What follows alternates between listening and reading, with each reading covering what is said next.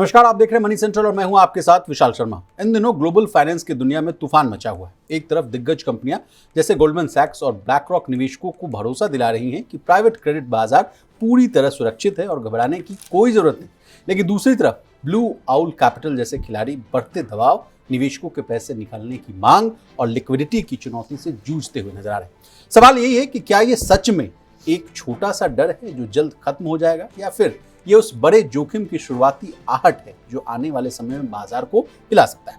आज इसी विषय पर होगी गंभीर चर्चा। पूरी विश्लेषण में शामिल होने के लिए हमारे साथ मौजूद हैं प्रवीण शर्मा सर। आपका मनी सेंटर में बहुत स्वागत है। धन्यवाद विशाल। तो आज के शो में सबसे पहले जो है लैरी फिंक की चेतावनी को जो है समझने की कोशिश करेंगे। इसके बाद चर्चा करेंगे स्टेट ऑफ वर्किंग इंडिया 2026 की रिपोर्ट। इस रिपोर्ट में कहा गया कि जितनी ज्यादा शिक्षा उतना ही बेरोजगारी का खतरा। अब इस चौंकाने वाले खुलासे को जो है प्रवीण सर से समझने की कोशिश करेंगे और अंतिम में चर्चा करेंगे देश के मिडिल क्लास पर आने वाले 3 सबसे बड़े दबाव। तो चलिए बिना देर किए फटाफट करते हैं मनी सेंट्रल की शुरू। पैसे की दुनिया में अक्सर सबसे बड़ा खतरा शोर नहीं बल्कि खामोशी होती है। इस वक्त ग्लोबल मार्केट्स में कुछ ऐसा ही माहौल है। ऊपर से सब कुछ सामान्य और नियंत्रण में दिख रहा है। गोल्डमैन सैक्स और ब्लैक रॉक जैसे दिग्गज भरोसे की जो है तस्वीर पेश कर रहे हैं, लेकिन इसी सन्नाटे के बीच ब्लू आउल कैपिटल जैसे खिलाड़ियों के आसपास जो है हलचल तेज हो रही, निवेशकों की बेचैनी बढ़ रही, फंड से निकलता हुआ पैसा और लिक्विडिटी की कसौटी, ये सब इशारा कर रहे हैं कि कहानी उतनी सीधी नहीं है जितनी आपको दिख रही। अब असली सवाल ये है कि क्या ये शांति जो है तूफान से पहले की खामोशी है या मामला कुछ और है। प्रवीण सर का रुख करेंगे। Over to you sir. ये ब्लू आउल कैपिटल वाला मामला क्या है सर? नहीं, देखिए, इस कहानी में सिर्फ और सिर्फ ब्लू आउल कैपिटल नहीं है बल्कि ब्लैक रॉक, गोल्डमैन और बहुत सारे दूसरे फंड शामिल हैं। अब मसला क्या है विशाल कि पिछले 1 दशक में प्राइवेट क्रेडिट जो है उसका बाजार बहुत तेज़ी से बढ़ा हुआ है। नया एक मार्केट डेवलप हुआ है जो इक्विटी मार्केट या बैंकों से फंडिंग वाले मार्केट से बिल्कुल अलग है। प्राइवेट क्रेडिट का टर्म डेवलप हुआ और आज ये बाजार तकरीबन $2 ट्रिलियन का है। 2 लाख करोड़ डॉलर का प्राइवेट क्रेडिट का बाजार है। अब प्राइवेट क्रेडिट होता क्या है? प्राइवेट क्रेडिट ऐसे, मान लीजिए आप एक कंपनी है और आपको तत्काल फंड की ज़रूरत है। ठीक है। अब आपके पास एक रास्ता है बैंक से पैसा लेने का और दूसरा रास्ता है प्राइवेट क्रेडिट लेने का, यानी प्राइवेट इंडिविजुअल हो गए, प्राइवेट कॉरपोरेट्स हो गए, फंड्स हो गए, इंस्टीट्यूशंस हो गए, उनसे फंड लेने का। तो कई बार क्या होता है, बैंकों से फंडिंग मिलने में या आपका क्रेडिट प्रोफाइल गड़बड़ है तो पैसा मिलने में टाइम लग रहा है। ऐसे में लोग ब्लैक रॉक का जो फंड है, HPS कॉर्प फंड है या ब्लू आउल फंड है, इस तरह के तमाम जो फंड हैं उनके पास जाते हैं। वहाँ से पैसा तो मिलता है, तुरंत मिलता है, लेकिन उसका इंटरेस्ट कॉस्ट ज़्यादा होता है। अब ये बाजार खड़ा हुआ, बड़ा बाजार बना, लेकिन पिछले कुछ वक्त से आप 5-7 महीने मानिए, तब से लगातार इस बात की एक आहट आ रही है, इस बात की एक चेतावनी पैदा हो रही कि क्या ये मार्केट एक बड़े खतरे का मार्केट बनता जा रहा है। और 2008 में जिस तरह की सब प्राइम क्राइसिस आई थी, जिस तरह का फाइनेंशियल क्राइसिस आया था, इस बात की तुलना की जाने लगी कि क्या यहाँ जिस तरह का स्ट्रेस क्रिएट हो रहा है प्राइवेट क्रेडिट मार्केट में, क्या ये 2008 की क्राइसिस से भी ज़्यादा बड़ा क्राइसिस बनने वाला है। बबल डेवलप हो रहा है मेनली अमेरिका में। अमेरिका में तकरीबन 1,70,000 करोड़ जो है डॉलर का मार्केट है ग्लोबली। इसके आंकड़े अलग अलग हैं, $2 से $3 ट्रिलियन का बाजार बताया जाता है। अब इसको लेके ही HPS कॉर्प जो फंड है ब्लैक रॉक का, उस पर तकरीबन $1.25 बिलियन का रिडेम्पशन प्रेशर है। ब्लू आउल पे लंबे चौड़े रिडेम्पशन के प्रेशर है बिलियंस ऑफ डॉलर्स के, और ब्लू आउल जो कैपिटल है उसने अपने पूरे के पूरे रिडेम्पशन को बंद कर दिया। यानी इन्वेस्टर्स अपना पैसा मांग रहे हैं वापस कि साहब हमारा पैसा वापस दीजिए, और फंड उनको पैसा लौटा नहीं पा रहे। इसको एक टर्म कहा जा रहा है कि लिक्विडिटी मिसमैच हो गया है। दरअसल लिक्विडिटी मिसमैच क्या हो गया कि आपने पैसा जो लिया, आप एक कंपनी है, आपने मुझसे पैसा लिया, मैं मान लीजिए फंड हूं, मैंने आपको पैसा दिया, आपने लिया कि साहब 5 साल के लिए ये पैसा मुझे दे दीजिए। अब मेरे जो इन्वेस्टर हैं, जहां से मुझे पैसा मिला है, फंड जो इकट्ठा मैंने किया और उसी फंड को आगे बढ़ाया जी। अब मेरे इन्वेस्टर्स ने मुझसे पैसा मांगना शुरू कर दिया कि साहब मुझे पैसा दीजिए, मुझे डर लग रहा है कि आप पैसा लौटा पाओगे कि नहीं लौटा पाओगे। 5 साल का समय ले और रखा है। इधर 5 साल का वक्त है। अब मेरे ऊपर रिडेम्पशन का प्रेशर है कि मैं ये पैसा कैसे इन्वेस्टर्स को लौटाऊं। इसको जो कंपनियां हैं ब्लैक रॉक जैसी, वो कह रहे हैं कि साहब ये कोई स्ट्रेस नहीं है, कोई ये बड़ा बबल नहीं है, बल्कि ये एक लिक्विडिटी का मिसमैच है। लेकिन दरअसल ये एक बड़ी लिक्विडिटी क्राइसिस है, जो कि इन डिफॉल्ट्स के कंपनियां क्या कर रही हैं, कंपनियां इस पैसे को लौटा नहीं पा रही। जिसने पैसा लिया वो पैसा फंड को वापस नहीं कर पा रहा, फंड अपने इन्वेस्टर्स को वापस नहीं कर पा रहा। तो ये एक बड़ी क्राइसिस का दरअसल शक्ल लेती हुई दिखाई दे रही विशाल। चलिए सर, अब गोल्डमैन और ब्लैक रॉक क्या कह रहे हैं, आपकी बात को आगे कंटिन्यू कर रहा हूँ। गोल्डमैन सैक्स और ब्लैक रॉक जैसे जो बड़े प्लेयर्स हैं, उन्होंने अर्निंग्स में जो इन्वेस्टर को रीअश्योर किया है। उनका मैसेज ये है कि डिफ़ॉल्ट रेट अभी लो है, सिस्टम वाइड क्राइसिस की संभावना कम है, एक्सपोजर जो है मैनेजेबल, यानी पैनिक पर जो है उनका कहना है कि ओवर रिएक्ट किया जा रहा है। मार्केट को जो बेसिकली समझ में आ रहा है सर, काम करने की कोशिश है। और कल भी सर हम लोगों ने मनी सेंट्रल में जो है बात की थी रॉबर्ट कियोसाकी साहब की, वो भी कह रहे थे कि बबल जो है ब्रस्ट होने वाला है। मतलब जो महामंदी आपने तो 1929 से उसके कंपेरिजन की थी, वैसा कुछ होने वाला है, उससे भी बदतर स्थिति आने वाली है। तो उनकी भी तो चेतावनी सही जान पड़ रही है। यही चीजें दरअसल कंटिन्यूएशन में अलग अलग जो इकोनॉमिस्ट हैं वो इस बात को दोहरा रहे हैं। और इसकी देखिए एक वानगी है कि 2026 में ही जो प्राइवेट क्रेडिट है, इस पर $20 बिलियन के रिडेम्पशन के रिक्वेस्ट आए। $20 अरब इन्वेस्टर्स ने कहा कि भैया हमारा पैसा वापस कीजिए। और जो फंड्स हैं, जो कंपनियां हैं, वो सिर्फ और सिर्फ इसका आधा यानी $10 बिलियन ही वापस कर पाए। यानी $10 बिलियन का अब एक जो लिक्विडिटी की जो क्राइसिस है वो यहाँ दिखाई दे रही कि इन्वेस्टर कह रहे हैं कि आप हमें पैसा दीजिए, और ये पैसा नहीं दे पा रहे। और इसी वजह से ब्लू आउल को बंद करना पड़ा। ब्लैक रॉक का जो फंड है, HPS कॉर्प फंड है, उसने अपना अभी रिडेम्पशन के जो गेट्स खोले हैं, और तकरीबन $1.25 बिलियन के यहाँ पे रिडेम्पशन के प्रेशर आए। अब इसमें लैरी फिंक और तमाम जो है उनके भी नाम आ जाते हैं। सर अंतिम सवाल आपसे पूछना चाहूँगा कि ऐसे सिस्टम में जो क्राइसिस आती हुई नज़र आ रही है सर, इसके पीछे के कारण क्या, अचानक से ऐसा क्या हो गया? जैसा आपने बहुत अच्छे तरीके से समझाया कि आपने मुझे 5 साल तक के लिए पैसा दिया, आपने पैसा बटोरा कहीं से, अब वो लोग जो है पैसे की मांग कर रहे हैं। बिल्कुल, वो लोग क्यों पैसे की मांग कर रहे हैं? जब उन्होंने पैसा दिया था, ऐसा क्या मूड माहौल में बदलाव आया? हाँ, अब देखिए इसमें चक्कर क्या है कि आखिर ये मार्केट, पहले कहानी इस बात की कि मार्केट आखिर ये बड़ा कैसे हुआ। ठीक, तो एक एश्योर्ड रिटर्न मिलने की बात, जैसे कि एफडी पे हम ये मानते हैं कि 6-7% मिल रहा है। जब आप पैसा किसी प्राइवेट कंपनी को दे रहे हैं, वो ज़्यादा उस पर ब्याज ले रहे हैं, ज़्यादा यील्ड ले रहे हैं। 14 से 16%, 18% आप ब्याज कंपनी से ले रहे हैं। कंपनियां जो है उस पैसे को आपको लौटा रही हैं, आप अपने इन्वेस्टर्स को दे रहे हैं। इन्वेस्टर्स को लग रहा है कि यार सेफ सिक्योर पैसा आ रहा है। इसको इसी तरह से मार्केट किया गया कि एकदम सेफ, अच्छा रिटर्न देने वाला ये एक प्रोडक्ट है, एक बढ़िया चीज़ है जहाँ पे सेफ है, बिल्कुल सिक्योर्ड है, और आपको एश्योर्ड रिटर्न मिल रहा है। और बैंकों से ज़्यादा रिटर्न मिल रहा है। बैंकों के मुकाबले बैंक में एफडी कर रहे हैं, तो अगर यूएस वगैरह में जाएंगे तो वहाँ तो नियर जीरो रेट है, क्योंकि जो बैंकों के रेपो रेट हैं जो वही बिल्कुल नियर जीरो बने रहे अब तक। अब क्या है कि जिस कंपनी ने पैसा लिया, चूंकि उसका रिस्क प्रोफाइल ज़्यादा रिस्की कंपनी थी, उसको बैंक से लोन नहीं मिल सकता था, इसलिए उसने आपका रुख किया। आपने 14-15% के ऊंचे इंटरेस्ट रेट पे आपको लोन दिया किसी फंड ने, कंपनी लौटाने की स्थिति में नहीं रही। तो जब डिफ़ॉल्ट आने शुरू हुए, बेसिकली यहाँ डिफ़ॉल्ट आने शुरू हुए, तो इन्वेस्टर्स में खलबली मच गई कि साहब मेरा पैसा वापस मिल पाएगा कि नहीं। आप रिटर्न तो छोड़ दीजिए, जो पैसा गया है कहीं ऐसा ना हो कि वही चला जाए। हमने कल बात की थी 81 बॉन्ड्स की, मूल ही पैसा ना चला जाए, कि पैसा जो है आपका वही पता चला खत्म हो गया, डिफ़ॉल्ट हो गया, राइट ऑफ हो गया। तो लोगों ने फिर रिडेम्पशन के प्रेशर बनाने शुरू कर दिए। रिडेम्पशन के प्रेशर बनाने शुरू कर दिए, तो अब जो फंड है, जिस तरह से कह रहे हैं कि साहब एक लिक्विडिटी का मिसमैच है, वो एक लिक्विडिटी की क्राइसिस यहाँ पे क्रिएट हो गई विशाल। चलिए, बहुत ही आसान भाषा में आपने चीज़ों को समझाई सर। चलिए आगे बढ़ते हैं सर। भारत की अर्थव्यवस्था के केंद्र में एक ऐसा विरोधाभास मौजूद है जिस पर पर्याप्त चर्चा ही नहीं होती। देश में जितना अधिक जो है शिक्षित युवा है, उसके लिए नौकरी पाना उतनी ही मुश्किल होता जा रहा है। State of working India 2026 report के मुताबिक भारत में अशिक्षित जो है श्रमिक, यानी जो काम करने वाले लोग हैं, उनके बीच बेरोजगारी की जो दर है वो सिर्फ 3% है, जबकि 15 से 24 वर्ष आयु वर्ग के जो है लोग, वो जो ग्रेजुएट युवा हैं, उनमें ये दर जो है 3 नहीं 10 नहीं, 20 भी नहीं, 40% तक पहुंच चुकी है।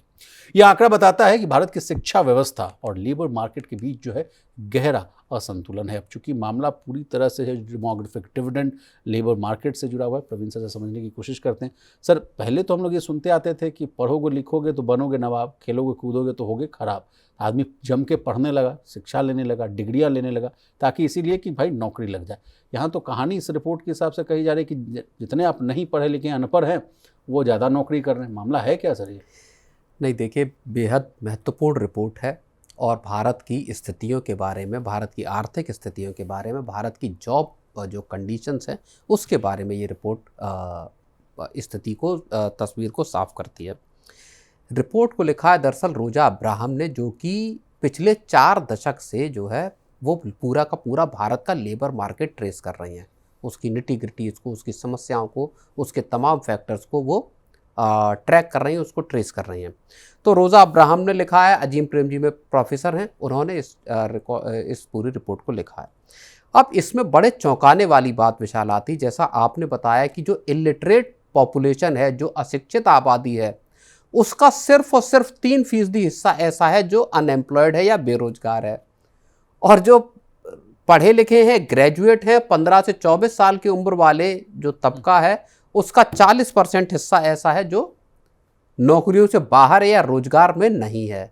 ऐसा आखिर क्यों है? ये बहुत बड़ा एक सवाल जो है वो खड़ा होता है, और इस वजह से भी खड़ा होता है विशाल कि देश में जो है 15 से 29 साल की युवा आबादी जो वर्किंग क्लास में गिनी जाती है, उसकी तादाद इस वक्त तकरीबन 37 करोड़ की है जी। दुनिया की सबसे बड़ी ये आबादी जो है, जो 15 से 29 साल की आबादी, वो दुनिया में सबसे ज़्यादा ये आबादी भारत में है, और 2030 के बाद से ये डिक्लाइन शुरू हो जाएगा, जो इस रिपोर्ट में कहा गया है, जो रोज़ा अब्राहम की रिपोर्ट में, कि साहब ये परमानेंट डिक्लाइन आना शुरू होगा, यानी जिसकी बात हम बार बार करते हैं कि देश का जो डेमोग्राफिक डिविडेंड है, दरअसल भारत उसको खोना शुरू कर देगा, डेमोग्राफिक डिजास्टर हो जाएगा। अब चक्कर क्या है कि आपने, अगर आप देखेंगे 1991 के लिबरलाइजेशन के बाद से देश में जो 91, हाँ, 1991 के लिबरलाइजेशन के बाद से देश में जो एजुकेशनल इंस्टीट्यूट्स हैं, जो स्नातक या ग्रेजुएट या पीजी कराते हैं, उनकी तादाद तकरीबन 50% की ग्रोथ रेट से बढ़ी है। बड़ी तादाद में देश में इस तरह के इंस्टीट्यूट तैयार हुए, जहाँ से लाखों करोड़ों लड़कों ने जो है, लड़के लड़कियों ने अपनी ग्रेजुएशन पूरी की। लेकिन जो रिपोर्ट बताती है वो ये कहती है कि देश की इकोनॉमी दरअसल इस हिसाब की नहीं है कि जो इन ग्रेजुएट्स को खपा सके, और यहीं से वो क्राइसिस पैदा होती है कि 1983 से इसको ट्रैक किया गया, 1983 से लेके आज तक के इतने पूरे स्पैन में आप समझिए कि तकरीबन 40 साल से ज़्यादा का वक्त हो गया। इस पूरे ड्यूरेशन में कोई भी वक्त ऐसा नहीं आया जबकि 35 से 40% का नंबर उससे कम रहा हो इन ग्रेजुएट बेरोजगारों का। और इस पूरी अवधि में भारत ने तमाम तरह के सुधार, तमाम तरह की रेवोल्यूशंस जो है विशाल देख लिए। तो ये एक बड़ी चौंकाने वाली रिपोर्ट है जो देश के लेबर जो वर्क फोर्स है उसके बारे में बड़े खुलासे करती है विशाल जी। इसके अलावा सर, गरीब छात्रों की भी जो है चुनौती पर बात की जा रही है। कहा जा रहा है कि महंगे कोर्स जैसे कि जो इंजीनियरिंग है, मेडिकल है, वो बेचारे वो लोग अफोर्ड नहीं कर पाते, इसलिए कम अवसर वाले जो कोर्स जैसे आर्ट्स हो गया, कॉमर्स हो गया, उसको चुन लेते हैं, और इसका नतीजा ये है कि नौकरी के जो मौके यहाँ देखा जाए तो थोड़े कम होते हुए नज़र आते हैं। तो इसी को अगर टेक्निकल वर्सेस नॉन टेक्निकल की विषय को जोड़कर देखा जाए तो उसको आप कैसे देखते हैं सर? नहीं, बिल्कुल, ये एक हकीकत है कि देश में तमाम जो युवा है उसके पास, देखिए, एक तो गाइडेंस का अभाव होता है बचपन से ही कि आखिर आपको अपने करियर कहाँ बनाना है। और लोग ज़्यादातर जो देश में युवा हैं या लोग इससे पिछली पीढ़ी के लोग भी, वो उनके करियर उनकी पसंद के हिसाब से करियर नहीं बने, उनके करियर उनके बाई चांस या जिस डायरेक्शन में चले गए वहाँ कुछ बन गया, उनका क्रिएट हो गया कमाई का मौका, तो बाई लक जो है आप कहिए कि उसको हो गया, उस हिसाब से हुआ जी। तो इसी वजह से क्या है, ज़्यादातर जो नौजवान हैं वो इंटर किया उन्होंने, यानी 12th किया, 12th के बाद क्या करना है ये क्वेश्चन मार्क खड़ा हुआ, तो बोले बीए कर लेते हैं। बीए किया क्योंकि सरल है, आसान है, बीए किया, बीए के बाद अब क्या करना है, बोले एमए कर लो, तो एमए कर लिया। अब क्या करोगे, बोले अब कुछ समझ में नहीं आ रहा, तो बोले सरकारी तैयारी कर लेते, बीएड कर लेते हैं, या बीएड नहीं कर लेते तो एमए करके अब क्या बोले कि सरकारी नौकरी की तैयारी करो, पीएचडी कर लो। तो 4 साल पीएचडी में लगा दिए। पीएचडी लगा के करने के बाद अब उसके पास कोई काम नहीं है, क्योंकि उसके पास कोई ऐसा रियल स्किल नहीं है, कोई ऐसी रियल क्वालिटी नहीं है। इस तरह के बीए एमए किए जो आर्ट्स, जिसकी आप ह्यूमैनिटीज की जो बात कर रहे हैं, ऐसे करे लड़कों की तादाद करोड़ों में है बेचारे। चलिए सर, आपने आर्ट्स वाले को तो बड़े बढ़िया से सूप दिया, लेकिन मैं आपको अब एक और खबर पे लाना चाहूँगा। बहुत दिन पहले ये खबर आई थी सर, जब आईटी हब जो है, आईटी के जितने जो है महानुभाव लोग हैं, इन्फोसिस के मालिक साहब हो गए या टीसीएस के मालिक साहब, उनका एक इंटरव्यू बहुत वायरल हुआ था। वो कह रहे थे कि जितने जो है इंजीनियर्स निकलते हैं, ये जितने भी इंजीनियरिंग कॉलेज से इंजीनियर्स निकल रहे हैं, उनमें भी ऐसी तादाद है कि आउट ऑफ 90 मतलब मात्र 10% लोग ही मुझे लगता है कि वो वैल्यूएबल हैं मेरी संस्था के लिए, इसीलिए हम लोग उन्हीं को हायर करते हैं, बाकी लोगों को हम लोग हायर नहीं कर पाते हैं, या अगर हायर करते भी हैं तो उनको जो है नॉमिनल सा जो है वेज रखते हैं। तो उस पर भी शिकायत होने लगी थी सर। नहीं, ये बात भी सही है कि इंजीनियरिंग या जो टेक्निकल फील्ड में भी लोग हैं, उनके भी क्या स्किल एम्प्लॉयबल है कि नहीं।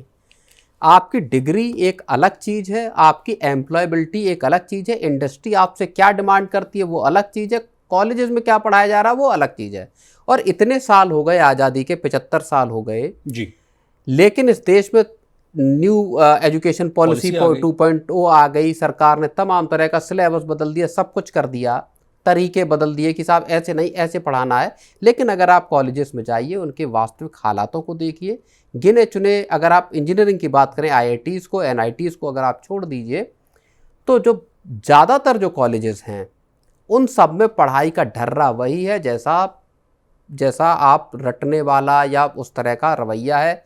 किसी तरह की इस तरह का की व्यवस्था नहीं है, जहाँ पे इंडस्ट्री में क्या चाहिए, आपको किस तरह की चीज़ें पढ़ना चाहिए, किस तरह की आपके पास प्रैक्टिकल या अप्लाइड नॉलेज होनी चाहिए। ये गैप अभी भी उतना ही कायम है जितना 70-80 के दशक में रहा होगा। और इसीलिए ये रिपोर्ट जो कह रही है कि साहब 83 से लेके 2026 तक जी इतने दौर आए, और उसमें देखिए 1991 का लिबरलाइजेशन आया, 2000 का आईटी बूम आया, फिर स्मार्टफोन की जो क्रांति आई, उसके बाद तमाम तरह के दूसरे जो है वो अपॉर्चुनिटीज़, स्टार्टअप अपॉर्चुनिटीज़ आई, सरकार ने तमाम तरह की पॉलिसी चेंज किए।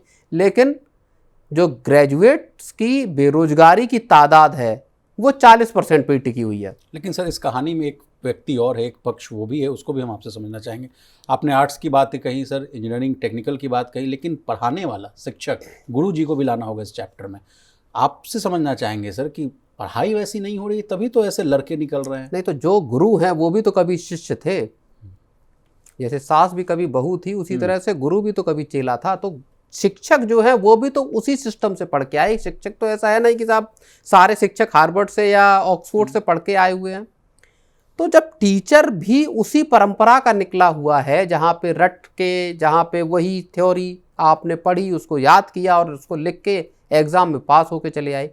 आप अगर, और बहुत लोगों को मैं ऐसे जानता हूँ जो पढ़ाई कर रहे हैं या पढ़ाई कर चुके हैं, क्लासरूम में अभी भी इंजीनियरिंग की बता रहा हूँ, बीए एमए की तो छोड़ दीजिए आप, पढ़ाई किस तरह से चल रही है, तरीका क्या है, एग्ज़ाम किस तरह से दिलाए जा रहे हैं, पास करके निकालने का क्या ट्रेंड है, ये सब चीज़ें वही की वही बनी हुई है जो आप 70-80 के दशक में या उसके पहले के दशक में रही होंगी शिक्षा व्यवस्था में। और वो बेसिक एजुकेशन से लेके अभी तक वही है, जो नर्सरी केजी से लेके स्कूल, चाहे कितने भी दावे करें कि साहब हमारे यहाँ बहुत भिन्न तरीके से पढ़ाई कराते हैं, बिल्कुल अलहदा है पढ़ाई का तौर तरीका, स्मार्ट क्लासेस और तमाम। लेकिन मैं ये मानकर चलता हूँ कि पूरी की पूरी व्यवस्था आज भी स्थिर बनी हुई है, वैसी ही जो पुराने ज़माने में रही होगी। इसमें क्वालिटेटिव चेंजेस दरअसल नहीं आए, और इसी वजह से ये हालात आज देश में दिखाई देते हैं। चलिए सर, आपने ठीक कहा कि युवाओं के पास जो है मात्र 2 ही रास्ते बचते हैं, एक तो सरकारी नौकरी की तैयारी करना,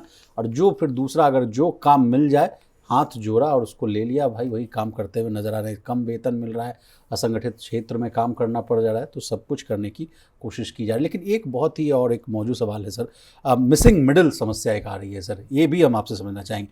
युवा जो है खेती छोड़ रहे हैं लेकिन मैन्युफैक्चरिंग और फैक्ट्रीज में नहीं जा रहे हैं, बल्कि कंस्ट्रक्शन, रिटेल, ट्रांसपोर्ट में जा रहे हैं जहाँ कम वेतन मिलता हुआ दिख रहा है। ये भी एक बड़ी सवाल है जिसको हम लोग अभी के करंट सिनेरियो में जोड़ कर देखें, जिस तरह से क्राइसिस अभी देखने को मिला सर, जो सैलरी को लेकर जो हम लोगों ने देखा पंजाब में और जो हरियाणा में और दिल्ली में और नोएडा में सर, तो इन सब चीज़ों को भी जोड़कर क्या तस्वीर पेश करना नहीं, चाहेंगे? तो मैन्युफैक्चरिंग में भारत में बदलाव हुए कहाँ? भारत देखिए, अब अभी मैं ज़्यादा दिन नहीं हुए, 2-4 दिन पहले की बात है, मैं एक आर्टिकल पढ़ रहा था और उसमें कहा गया था कि साहब चाइना 1 की पॉलिसी देखो, 2020 के आसपास हमने कोशिश की उसको लेकर आने की, जब कोविड का दौर था। उसके बाद से तमाम तरह की दुनिया में बदलाव आ गए। अभी ईरान वाला पूरा मामला आ गया। चाइना से इतर हटने की पूरी दुनिया ने कोशिश की। क्या भारत ने मैन्युफैक्चरिंग का, और कोशिश ऐसी बात नहीं कि भारत ने की नहीं, हम तमाम सेक्टर्स में पीएलआई सरकार लेकर आई, चाहे स्मार्टफोन बनाने हो या कंपोनेंट बनाने हो, स्मार्टफोन्स के इलेक्ट्रॉनिक्स कंपोनेंट की पीएलआई लेकर सरकार आई। लेकिन भारत में मैं ये कहूँगा टेक ड्रिवन, खासतौर पर जो मैन्युफैक्चरिंग है उस पर उतना जोर नहीं दिया गया, आज भी नहीं है। भारत इस सप्लाई चेन में अभी भी चीन के मुकाबले कहीं खड़ा नहीं होता। तो मैन्युफैक्चरिंग में कोई जाए कैसे जब आपके पास उस लेवल के टेक ड्रिवन या टेक ओरिएंटेड आपके पास मैन्युफैक्चरिंग हब या मैन्युफैक्चरिंग कंपनियां ही नहीं हैं। ज़्यादातर कंपनियां बाहर की हैं जिन्होंने भले भारत में प्लांट लगा लिए, लेकिन भारत की कंपनियां यहाँ पर कहाँ हैं? जो स्टार्टअप लग रहे हैं उसमें आप ये देखो कि जो टेक ड्रिवन मैन्युफैक्चरिंग वाले स्टार्टअप कितने हैं। ज़्यादातर स्टार्टअप टेक आधारित ऐसे स्टार्टअप हैं जो डिलीवरी दे रहे हैं, ऑनलाइन खरीद लीजिए, ऑनलाइन बेच लीजिए, ऑनलाइन घर मंगवा लीजिए, ऑनलाइन घर से भेज दीजिए, इस तरह का पूरा फूड हो चाहे बाकी चीज़ें। तो सर्विसेज आप दे रहे हैं, आप मैन्युफैक्चरिंग नहीं कर रहे। तो मैन्युफैक्चरिंग का बेसिकली एक पूरा इकोसिस्टम जो होना चाहिए, चाइना की अगर तर्ज की हम बात करते तो उसका अभी भी बड़ा अभाव दिखाई देता और उस वजह से युवा वहाँ जा भी नहीं रहे। चलिए अब सॉल्यूशन की बात कर लेते हैं सर, ये तो समस्याओं की बात होगी। What is the way forward? आपको क्या लगता है कि सरकार नहीं, इसमें देखिए लंबा वक्त लगेगा। This is the long haul, एक लंबा गेम है जिसमें आपको कई बरस लगेंगे, कई दशक लगेंगे। चाइना अगर यहाँ पहुँचाए, दुनिया का सप्लाई चेन का अगर हब बना है, तो वो 1 दिन या 2 दिन में नहीं बना। चीन 1970 से इसी काम में लगा है। लेकिन सर आप ही के संबोधन में आपने कहा कि जो रिपोर्ट कह रही है कि 2030 से तो मामला सीधे पलट जाएगा। 4 साल मात्र बचे हैं, उसके बाद तो हमारे जो 4 साल में आप 4 साल में देश में रातों रात तो मैन्युफैक्चरिंग की जो है पूरी इकाई खड़ी नहीं कर सकते, पूरी की पूरा इकोसिस्टम क्रिएट नहीं कर सकते। नौजवान है तो फिर बूढ़े होने लगेंगे। ये तो क्राइसिस भारत की बहुत बड़ी क्राइसिस है कि जब आपका जो डेमोग्राफिक डिविडेंड का पूरा दौर था वो दरअसल आपने वेस्ट कर दिया। रील अब तो आप रील तो खैर अब मान लीजिए पिछले 5-7 साल में आई, लेकिन उससे पिछला पूरा दौर खत्म हो गया। 70 का, 80 का, 90 का, 2000s का वो खत्म हो गया। अब आप 2026 में खड़े हैं। 4 साल बाद से या 5 साल बाद से भी मान लीजिए आपकी आबादी धीरे धीरे बूढ़ा होना शुरू हो जाएगी। उसके कंसर्न अलग होंगे। वो सिक्योरिटी देखेगी कि किसी तरह से मेरी रिटायरमेंट की लाइफ किस तरह से चलेगी। तो इसके लिए लंबे वक्त की पॉलिसी, लंबे वक्त की नीतियां और पूरा आपको जड़ से अपनी एजुकेशन सिस्टम का सुधार। चलिए आगे बढ़ते हैं। भारत का मिडिल क्लास जो है आर्थिक रूप से जो है मुश्किल दौर से गुजर रहा है। उसकी जो है बचत कम हो रही है, नौकरियां कम हो रही हैं, वेतन जो है महंगाई के मुकाबले नहीं बढ़ रहे। इसी मामले पर जो है मार्सलस कैपिटल के सौरभ मुखर्जिया साहब ने जो है मिडिल क्लास पर 3 सबसे बड़े दबाव की बात कही है। पहला दबाव है कि अच्छी नौकरियां कम हो रही हैं, दूसरा है कि सैलरी बढ़ नहीं रही है, खर्च बहुत ज़्यादा बढ़ता चला जा रहा है, और तीसरा है कि कर्ज जो है तेज़ी से बढ़ रहा है। सर से समझने की कोशिश करेंगे। सौरभ मुखर्जिया साहब की भी जो है जो वाणी है, जो चेतावनी रहती है, जो समस्याएं रहती है, उसको हम लोग बहुत ही गंभीरता से लेते हैं और समझने की कोशिश करते हैं। सर पहले भी ये कह चुके हैं कि मिडिल क्लास जो है भारत में कंगाल होता जा रहा है, वाइट कॉलर जॉब्स की बहुत जो है घोर समस्या है। अब क्या है लेटेस्ट इनकी किताब में जो बातें कही गई, आपसे समझने की कोशिश करेंगे। देखिए अभी जो हम बात कर रहे थे भारत की जॉब क्राइसिस, दरअसल ये उसी के कंटिन्यूएशन में बात है। जो सौरभ मुखर्जिया लगातार तमाम इंटरव्यूज़ में, तमाम अपने लेख जो हैं उसमें इस बात का बार बार जिक्र करते हैं और अब उन्होंने किताब में उस चीज़ को लिखा है कि भारत के 3 बड़े जो है वो मिडिल क्लास के जो चुनौतियां हैं या जो ट्रिपल स्क्वीज, हाँ, जो बड़े प्रेशर हैं, बड़े दबाव हैं, बड़ी क्राइसिस है जो मिडिल क्लास के सामने, वो क्या हैं। एक तो उसमें सबसे बड़ी चीज़ है जॉब्स की, जो बात अभी हम कर रहे थे। खास तौर पे IT, finance, media, in sectors में लगातार नौकरियां जा रही हैं लोगों की। तो नौकरियों की और इन्हीं नौकरियों में होने वाली वेज ग्रोथ या सैलरी ग्रोथ ने पूरा का पूरा मिडिल क्लास दरअसल खड़ा किया था, जिसने भारत की ग्रोथ स्टोरी की बुनियाद रखी। मिडिल क्लास का ही कंजम्पशन कंजम्पशन ग्रोथ की जो थ्योरी थी, उसने भारत की पूरी इकोनॉमी की रीढ़ में दरअसल वही चीज़ थी। और अब वो पूरी चीज़ें ढहती हुई विशाल नज़र आ रही है, ऐसा सौरभ मुखर्जिया का कहना है। नौकरियां कम हो रही हैं, खासतौर पर इन 3 सेक्टर्स की जिनका मैंने जिक्र किया, आईटी, फाइनेंस और मीडिया। इसके साथ ही नौकरियों में जो सैलरी मिल रही थी वो दरअसल बढ़ने की बजाय घट रही है, और रियल जो आपकी इनकम है वो कम हो रही, क्योंकि उस पर महंगाई की मार पड़ रही है। तो दूसरा फैक्टर यहाँ पे आता है महंगाई, जो आपकी रियल इनकम को कम कर रहा है। आपकी एजुकेशन कॉस्ट, आपकी लिविंग कॉस्ट, आपके तमाम खर्चे तो बढ़ रहे हैं, लेकिन उस हिसाब से वेज ग्रोथ नहीं हो रही है कंपनियों में, किसी भी जो तमाम सेक्टर्स है उसमें। और तीसरी बड़ी चीज़ है डेट ट्रैप। जो आपके एस्पिरेशंस हैं, जो आप लाइफस्टाइल दूसरों की देखकर आप फॉलो करते हैं और उसके हिसाब से अपने खर्चे करते हैं और उसके लिए कर्ज लेते हैं, वो मिडिल क्लास की तीसरी बड़ी जो प्रेशर है, दबाव है या क्राइसिस का पार्ट है वो। जी, एक्स्ट्रा खतरे जो हैं वो भी जो है बताते हुए नजर आ रहे हैं कि जो चीज़ें जो हैं हालात को बिगाड़ती हुई नज़र आ रही, वो है सोशल मीडिया इफेक्ट। सर, ये बड़ा अच्छा बात है कि दूसरों की लाइफस्टाइल देखकर जो है एक्सपेक्टेशंस जो है अनरियलिस्टिक हो जाती है। सब आगे निकल रहे हैं, उसके वजह से जो है स्ट्रेस वाली फीलिंग जो है वो बढ़ती हुई नज़र आती है। फिर एआई का मामला वो उठाते हुए नज़र आ रहे हैं, कह रहे हैं कि एआई जो है, एआई की वजह से अभी बीच में ही देखिए जो हम लोग जो मार्केट कवर करते रहते थे, एंथ्रोपिक का मामला आ गया, चैट जीपीटी, तमाम चीज़ें जो आई, जिससे कहा गया कि एक झटके में तमाम जगह से जो मैसिव ले ऑफ्स की हम लोगों ने खबरें चलाई, ओरेकल हो, माइक्रोसॉफ्ट हो, तमाम जगह की आईटी।